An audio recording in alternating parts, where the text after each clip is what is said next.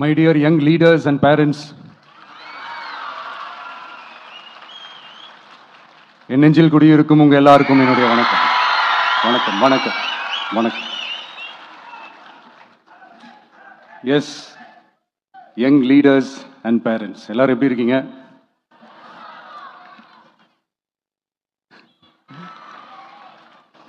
உங்க எல்லாரையும் சந்திச்சதுல மிக்க மிக்க மகிழ்ச்சி.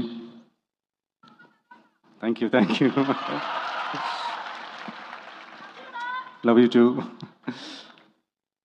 First of all, congratulations for your this beautiful achievements.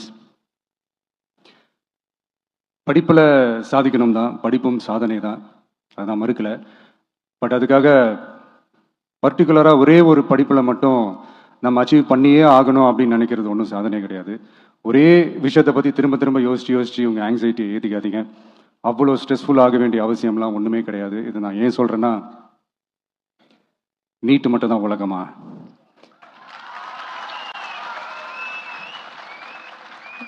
நீட்டை தாண்டி இந்த உலகம் ரொம்ப ரொம்ப பெருசு. அதில் நீங்கள் சாதிக்க வேண்டியது பல விஷயங்கள் இருக்குது. அதனால் இப்போவே உங்கள் மைண்டை ரொம்ப ஸ்ட்ராங்காக வச்சுக்கோங்க, டெமோக்ராட்டிக்காக வச்சுக்க கற்றுக்கோங்க. ஏன்னா டெமோக்ரஸின்னு ஒன்று இருந்தால் தான் இந்த உலகமும் சரி, இந்த உலகத்தில் இருக்கிற எல்லா ஃபீல்டும் சரி ஒரு ஃப்ரீடமாக இருக்க முடியும். அது மட்டும் இல்லை, ஒரு முறையான ஒரு டெமோக்ரஸி இருந்தாலே போதும், எல்லாருக்கும் எல்லாமும் ஈக்குவலாக கிடைக்கும். அதனுடைய ஃபர்ஸ்ட் ஸ்டெப்பாக உங்கள் வீட்டில் இருக்கிற எல்லாருக்கிட்டையும் சொல்லுங்கள், அவங்கவுங்களுடைய ஜனநாயக கடமையை ஒழுங்காக செய்ய சொல்லுங்கள்.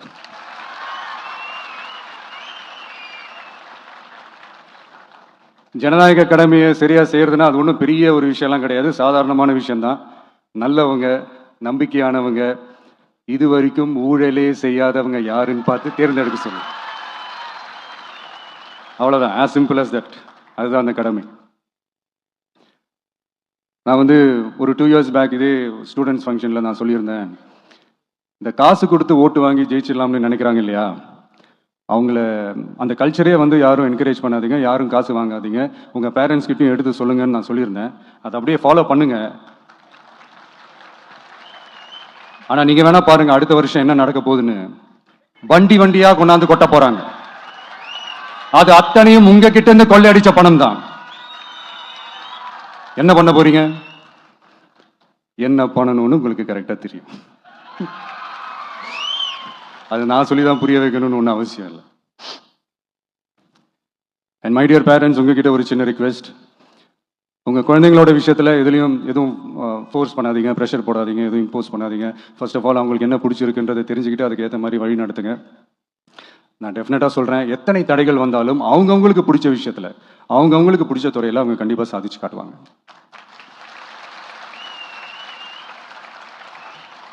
அண்ட் இன்னொரு முக்கியமான விஷயம் உங்ககிட்ட நான் ஷேர் பண்ணணும்னு நினைச்சது என்னன்னா, இந்த சாதி மதத்தை வச்சு இந்த பிரிவினை வளர்க்கிற அந்த சிந்தனை பக்கமே போயிடாதீங்க. அந்த சிந்தனை உங்களையோ இல்லை உங்கள் மைண்டையோ டிஸ்டர்ப் பண்ணுற அளவுக்கு அதை அலோவ் பண்ணவே பண்ணாதீங்க. விவசாயிகள் என்ன சாதி மதம் பார்த்த பொருளை விளைய வைக்கிறாங்க? தொழிலாளர்கள் என்ன சாதி மதம் பார்த்த பொருளை உற்பத்தியில் ஈடுபடுறாங்க? இவ்வளோ ஏன் இயற்கை அம்சங்களான வெயில் மழையில் சாதி இருக்கா, மதம் இருக்கா? எப்படி இந்த போதை பொருட்களை எப்படி நம்ம அறவே ஒதுக்கி வைக்கிறோமோ, அதே மாதிரி இந்த சாதி மதத்தையும் ரொம்ப ஸ்ட்ரிக்டாக தூரமாக, எவ்வளோக்கு எவ்வளோ தூரமாக அதை ஒதுக்கி வைக்கிறீங்களோ அவ்வளோக்கு எவ்வளோ அதை தூரமாக ஒதுக்கி வச்சிருங்க. அதுதான் எல்லாருக்குமே நல்லது. ஏன்னா இப்போ ரீசெண்ட் டைமில் பார்த்தீங்கன்னா, தந்தை பெரியார் அவர்களுக்கே சாதி சாயம் பூச ட்ரை பண்ணுறாங்க. ஒன்றிய சிவில் சர்வீஸ் எக்ஸாமில் கூட சாதி சாயம் பூசுகிற மாதிரி ஒரு கேள்வி ஒன்று கேட்டு வச்சிருக்கிறாங்க. இதையெல்லாம் வன்மையாக கண்டிக்கிறோம்.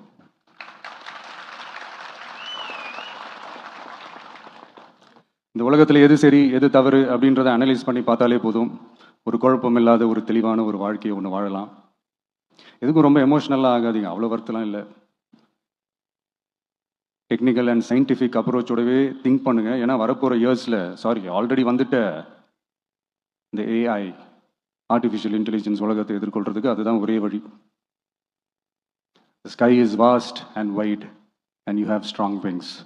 So feel free to fly like a bird with courage, conviction and confidence.